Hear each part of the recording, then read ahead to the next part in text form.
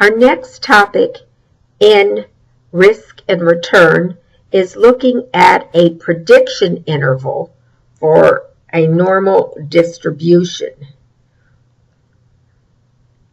So we have said that we can come up with the idea that you have a standard deviation and a mean or average. And if the returns are normally distributed over a bell-shaped curve, then we have a 95% prediction interval that we will end up within 2 standard deviations of the mean. And about 2/3 of the population fall within 1 standard deviation above or below the mean. Now this of course means we have this normal bell-shaped curve. And 98% of the distributions are within 3 standard deviations of the mean.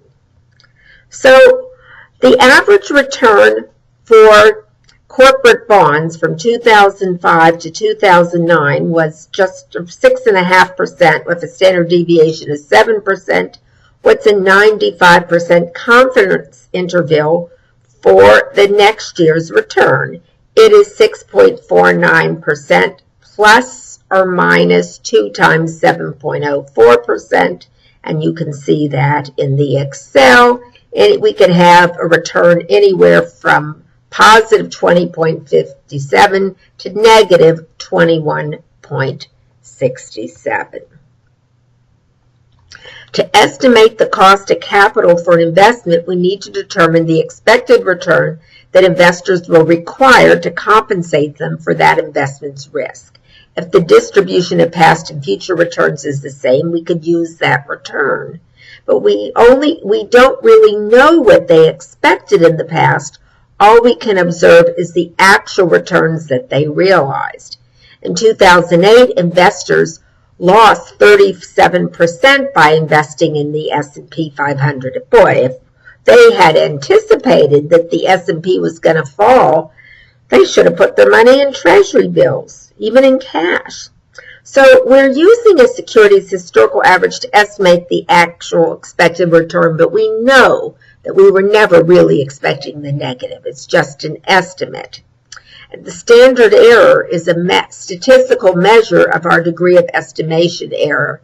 It's the standard deviation of the average return. It's how far the sample average might deviate from the expected return. So we know that 95% of the time within 2 standard deviations of the return. For the S&P 500 from 1926 to 2011, the average return was 11.7% with a volatility of 20.36%. So we can here get an idea of our estimate. And we can see it's going to range from anywhere from 7.4 to 16.1%. But even with 86 years of data, we really cannot estimate the expected return of the S&P very accurately. Got an example comprehensive problem. We can calculate the mean return, the sample standard deviation, and then figure out what's the probability of losing 3% or more. I'll leave this for you to do by clicking on the link if you want to check your answer to this.